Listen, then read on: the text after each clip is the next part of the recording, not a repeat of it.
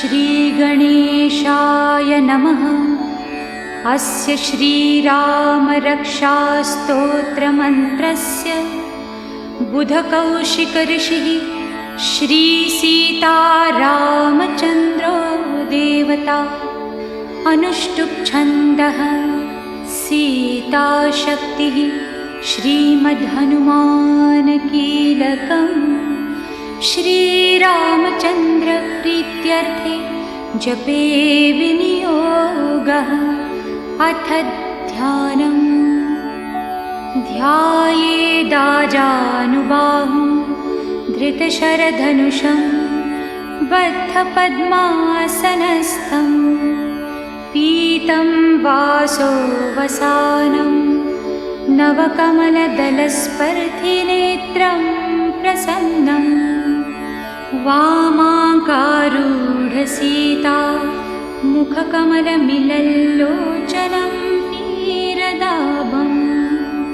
नानालङ्कारदीप्तं दधतमुरुजटा मण्डनं रामचन्द्रम् इति ध्यानम्। चरितं रघुनाथस्य शतकोटिप्रविस्तरम्। एकैकम् अक्षरं पुंसां महापातकनाशनम्। ध्यात्वा नीलोत्पलश्यामं रामं राजीवलोचनं। जानकी लक्ष्मणोपेतं जटामुकुटमण्डितम्। सासितूर्ण धनुर्बाणी पाणिं नक्तं चरान्तकं। स्वलीलया जगत्त्रातुम् आविर्भूतम् अजं विभुम्। रामरक्षां पठेत् प्राज्ञः पापग्निं सर्वकामदां। शिरो मे राघवः पातु भालं दशरथात्मजः। कौसल्येयो दृशौ पातु विश्वामित्रप्रियश्रुती। घ्राणं पातु मखत्राता मुखं सौमित्रिवत्सलः। जिह्वां विद्यानिधिः पातु कण्ठं भरतवन्दितः। स्कन्धौ दिव्यायुधः पातु भुजौ भग्नेशकार्मुकः।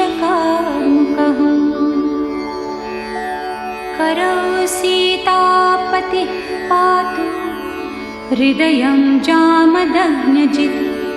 मध्यं पातु हरध्वंसी नाभिं जाम्बवताश्रयः। सुग्रीवेशः कटी पातु सख्यिनी हनुमत्प्रभुः। पुरूरघूत्तमः पातु रक्षकुलविनाशकृत्। जानुनी सेतुकृत् पातु जङ्घे दशमुखान्तकः।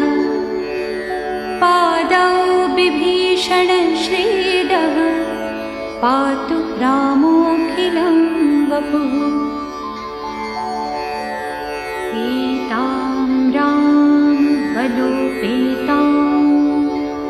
रक्षां यः सुकृती पठे। सचिरायुः सुखी पुत्री विजयी विनयी भवे। पातालभूतलव्योम चारिणश्छद्मचारिणः न द्रष्टुमपि शक्तास्ते।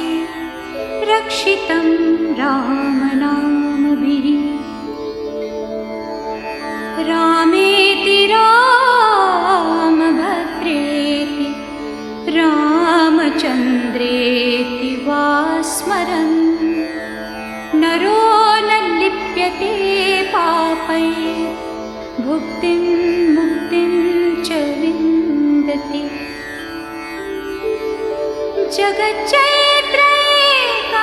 जगच्चैत्रैकमन्त्रेण रामनाम्नाभिरक्षितं यः कण्ठे धारयेत् तस्य करस्ताः सर्वसिद्धयः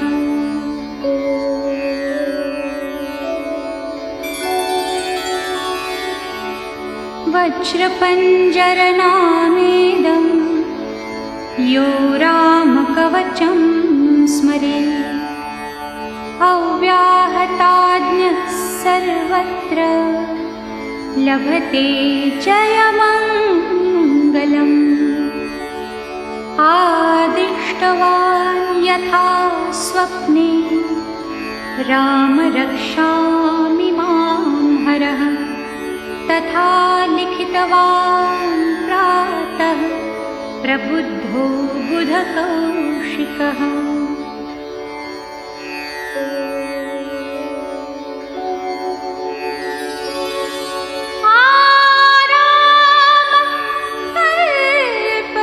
वृक्षाणां विराम सकलापदाम्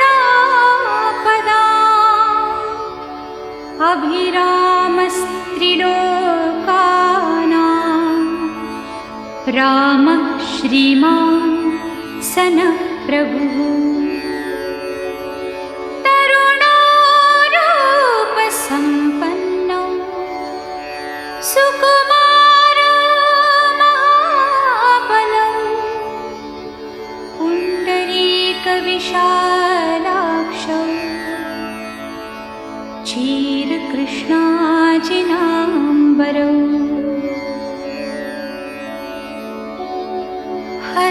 फलमूलाशिनौ दान्तौ तापसौ ब्रह्मचारिणौ पुत्रौ दशरथस्यैतौ भ्रातरौ रामलक्ष्मणौ शरण्यौ सर्वसत्त्वानां श्रेष्ठौ सर्वधनुष्मतां रक्षकुलनिहन्तारौ त्रायेतां नो रघुत्तमौ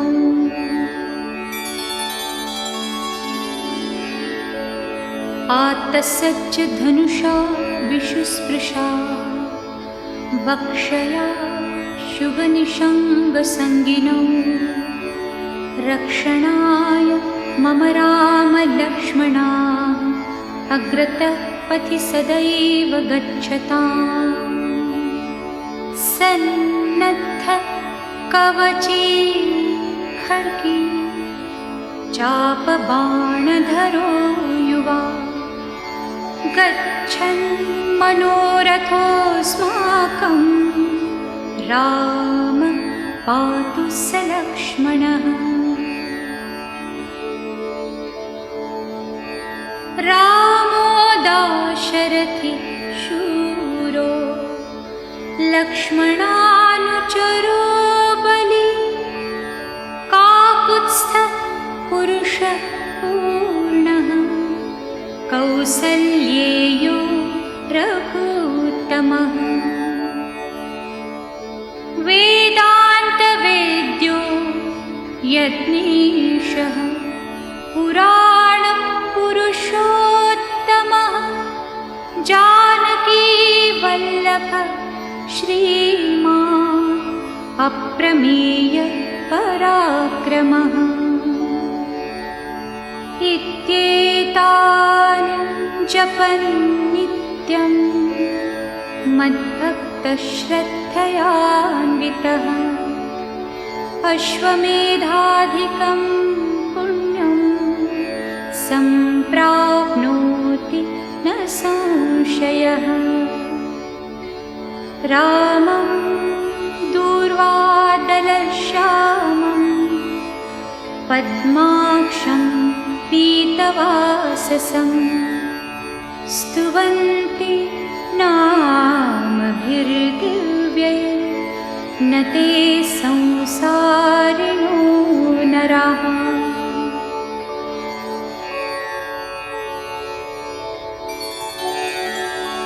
रामं लक्ष्मणं पूर्वजं रघुवरं सीतापतिं सुन्दरं काकुत्स्थं करुणार्णवं गुणनिधिं विप्रप्रियं धार्मिकम् राजेन्द्रं सत्यसन्धं दशरथतनयं श्यामलं शान्तमूर्तिं वन्दे लोकाभिरामं रघुकुलतिलकं राघवं रावणारिम्। रामाय रामभद्राय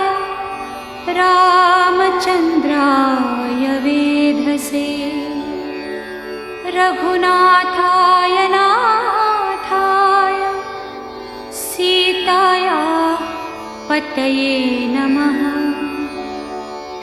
श्रीराम राम रघुनन्दन राम राम श्रीराम राम भरताग्रज राम राम श्रीराम राम रणकर्कश राम राम श्रीराम राम शरणं भव राम राम। श्रीरामचन्द्र चरणौ मनसा स्मरामि श्रीरामचन्द्र चरणौ वचसा गृह्णामि श्रीरामचन्द्र चरणौ शिरसा नमामि श्रीरामचन्द्र चरणौ शरणं प्रपद्ये। माता रामो मत्पिता रामचन्द्रः स्वामी रामो मत्सखा रामचन्द्रः सर्वस्वं मे रामचन्द्रो दयालु नान्यं जाने नैव जाने न जाने। दक्षिणे लक्ष्मणो यस्य वामे तु जनकात्मजा पुरतो मारुतिर्यस्य तं वन्दे रघुनन्दनं। लोकाभिरामं रणरङ्गधीरं राजीवनेत्रं रघुवंशनाथं कारुण्यरूपं करुणाकरं तं श्रीरामचन्द्रं शरणं प्रपद्ये। मनोजवं मारुततुल्यवेगं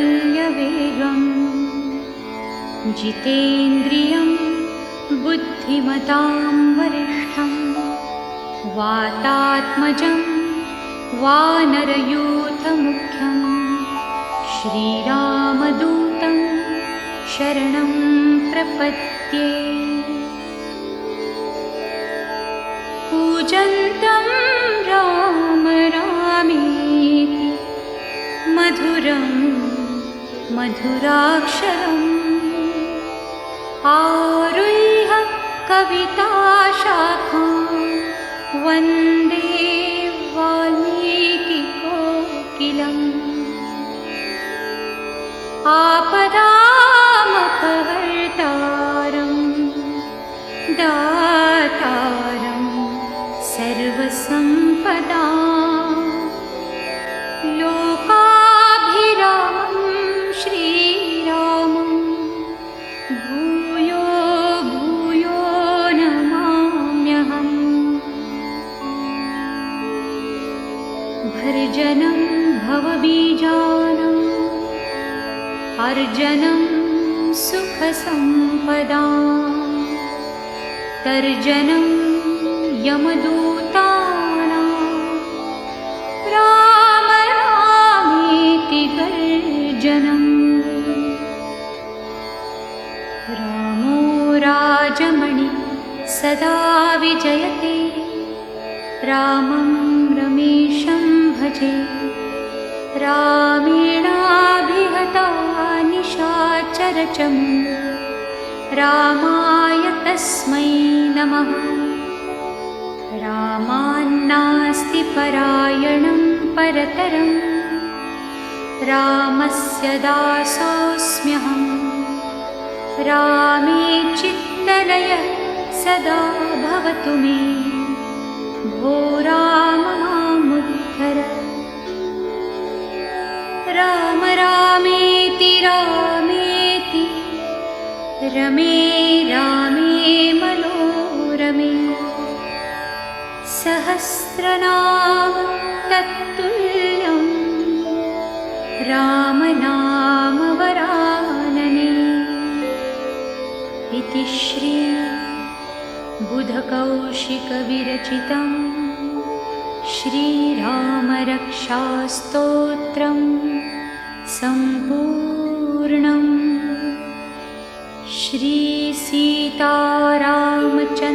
श्रीसीतारामचन्द्रार्पणमस्तु श्रीराम श्रीराम श्रीराम